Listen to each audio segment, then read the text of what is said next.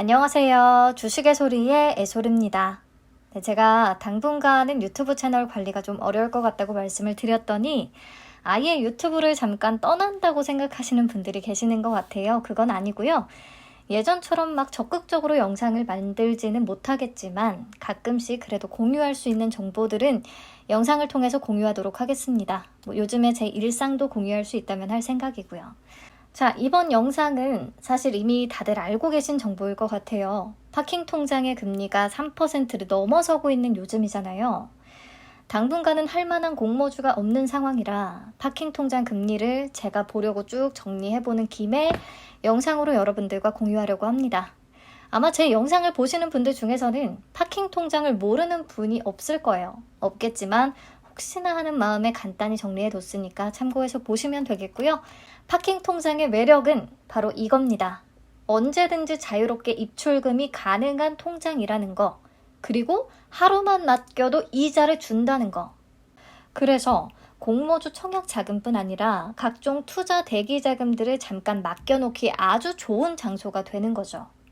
예를 들어서 예금이 만기가 돼서 돈을 찾았는데 그 다음 투자처로는 어떤 거를 할지 고민을 하는 와중이라면 그 돈을 그냥 놀게 하지 않고 파킹 통장에 둬서 하루하루 이자를 또 챙길 수가 있다는 거예요.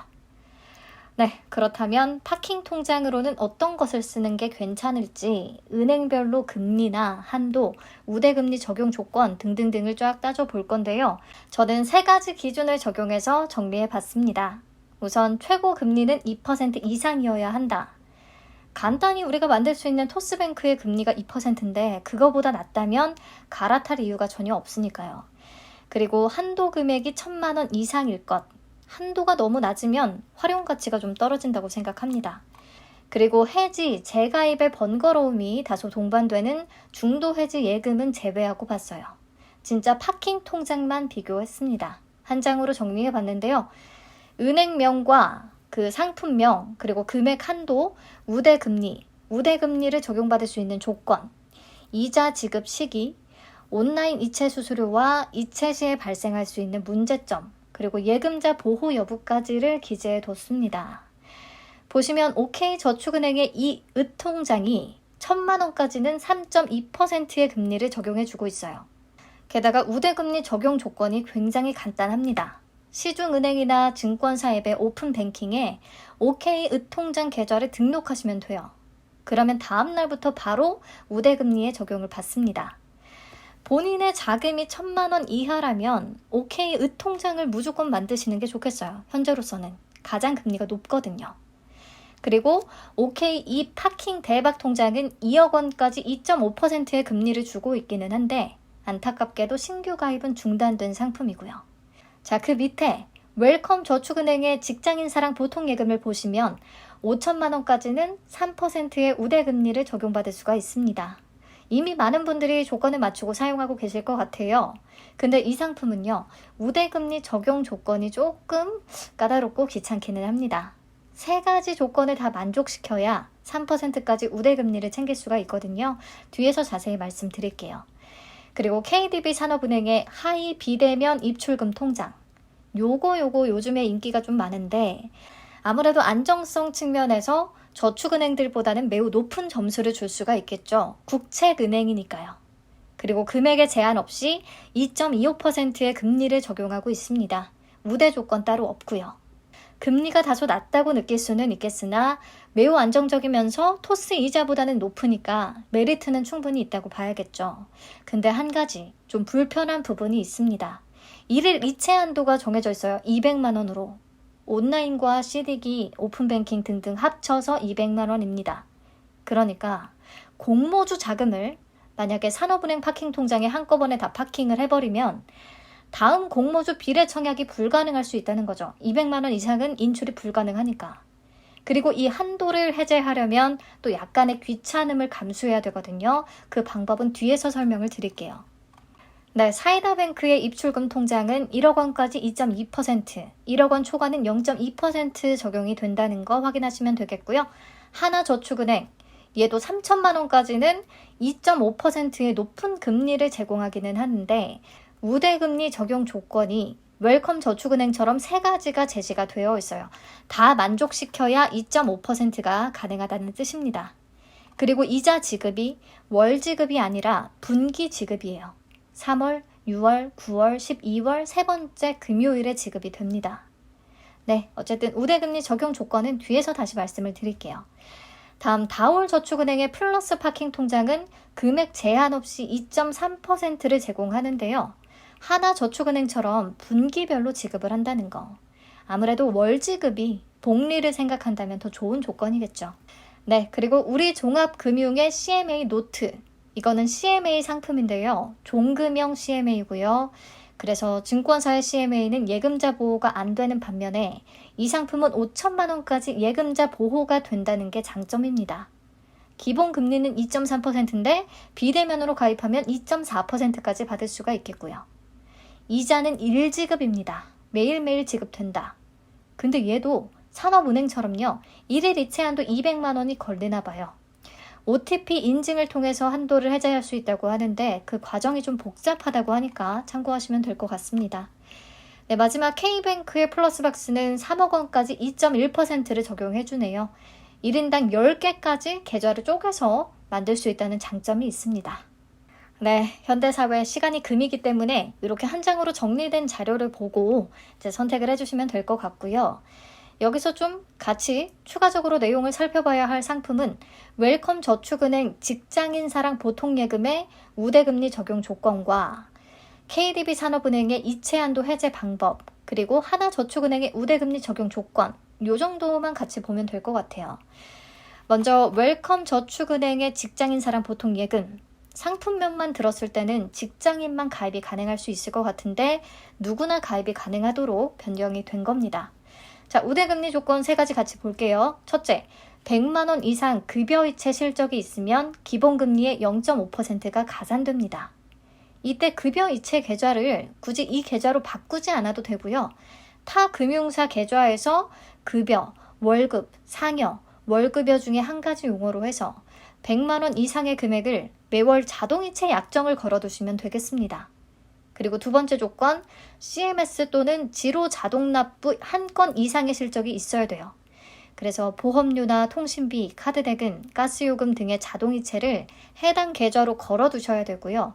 실제로 자금이 빠져나가는 것이 확인이 되면 0.5% 금리가 가산됩니다. 그리고 세 번째, 개인정보 수집 이용 및 멤버십 가입 이용 동의하기. 계좌 개설할 때 까먹지 말고 꼭 모두 동의 체크해 주시면 되겠어요. 이렇게 우대금리 조건을 셋 다 만족시켜야 3%를 받을 수 있다는 거 확인하시면 되겠고요. 이번에는 KDB 산업은행의 거래한도 해제 방법을 말씀드릴게요.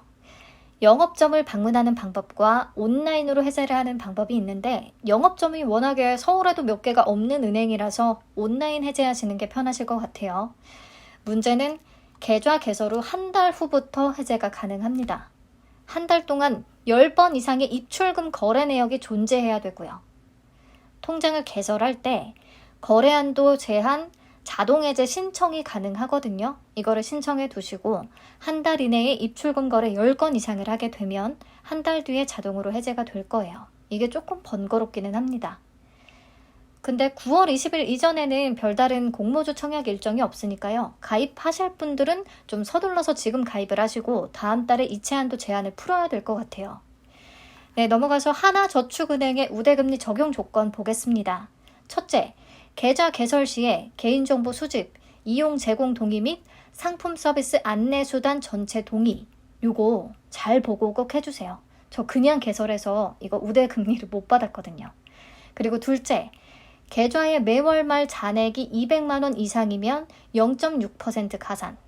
잔액 구간별로 우대금리 차등 적용되거든요. 그림을 보시면 30만 원 이상에서 100만 원 미만은 0.2%, 100만 원 이상에서 200만 원 미만은 0.4%, 200만 원 이상은 0.6%. 네, 하실 거면 당연히 200만 원 이상으로 해서 0.6% 가산금리 다 채우는 게 좋겠죠. 그리고 셋째, 종이 통장이 없는 계좌 이용 시에 0.1% 가산. 비대면으로 통장 없이 개설하시면 기본적으로 0.1%는 가산이 됩니다. 여기서 1번과 3번은 조건을 만족시키면 바로 우대금리 적용이 가능한데 2번은요. 이번 달에 만족시켰으면 다음 달부터 적용이 가능한 내용이에요. 그래서 하이 하나 보통 예금에 가입을 생각하신다면 이번 달에 월말 잔액 200만 원을 맞춰 두시고 다음 달부터 자금을 다 넣고 사용을 하시면 될 것 같습니다. 네, 추가 설명이 필요한 부분까지 대충 다 말씀을 드렸고요. 다시 이 표를 보시고 내 자금을 어떻게 분산시켜서 어떤 은행의 상품을 가입할 것인지 선택하시면 되겠습니다. 내가 좀 안전을 따지는 분이시라면 예금자 보호가 되는 5천만 원까지는 웰컴 저축은행이나 OK 저축은행 등등의 저축은행 고금리 상품을 좀 활용을 하시고 나머지 자금은 KDB 산업은행에 파킹을 하실 수가 있겠고요. 저처럼 저축은행이 설마 파산을 하겠어 라고 생각하시는 분들은 저축은행 상품들이 금액 한도가 정해져 있기 때문에 자금을 좀 잘 나눠서 높은 금리를 챙겨가시면 될 것 같습니다. 자, 여기까지 해서 현재 기준으로 쓸만한 파킹 통장들을 정리해 봤고요. 이어서 증권사의 발행어음형 CMA에 대해 간단히 말씀을 드리겠습니다. CMA란 캐시 매니지먼트 어카운트의 약자고요. 현금 관리 계좌라고 할 수 있겠죠. 파킹 통장처럼 수시 입출금이 가능하고 하루만 맡겨도 이자를 지급하는 증권사의 입출금 계좌라고 생각하시면 되겠습니다. CMA는 여러 가지 유형이 있는데요. 대표적으로 RP형, MMF형, 종금형, 발행어음형이 있습니다. 제가 투자 대상과 특징, 수익률 형태, 예금자 보호 여부를 정리해 뒀으니까 참고해서 보시면 되겠고요. 이 중에서 가장 대표적인 CMA 유형은 RP형이에요. 환매 조건부 채권에 투자하기 때문에 확정 금리를 제공합니다. 운용 수익에 따라서 금리가 변동되는 MMF형에 비해서 훨씬 안정적이라고 볼 수 있기 때문에 대부분 RP형을 선택하죠. 그리고 종금형은 앞에서 우리 종금의 CMA 노트 봤었잖아요. 다른 CMA와 달리 예금자 보호가 된다는 분명한 장점이 있습니다. 마지막 발행어음형은요. 증권사가 자체 신용으로 발행한 자기 발행어음에 투자하는 상품이에요. 즉, 증권사가 고객들한테 돈을 빌리는 거고요. 이 빌린 돈으로 투자를 한 뒤에 수익이 나면 약속한 이자 정도를 지급하는 상품입니다. 이 중에 금리가 가장 높지만 상대적으로 위험성이 그만큼 가장 큽니다.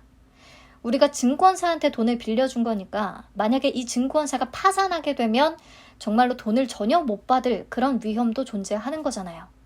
자, 그렇기 때문에 발행어음형 CMA는 자기 자본 4조 원이 넘는 대형 증권사만 취급이 가능하도록 규정이 정해져 있고요. 현재 4개 증권사에서만 취급하고 있습니다. 한국투자증권, KB증권, NH투자증권, 미래에셋증권. 여러분들이 네이버에서 직접 검색을 해보실 수가 있어요.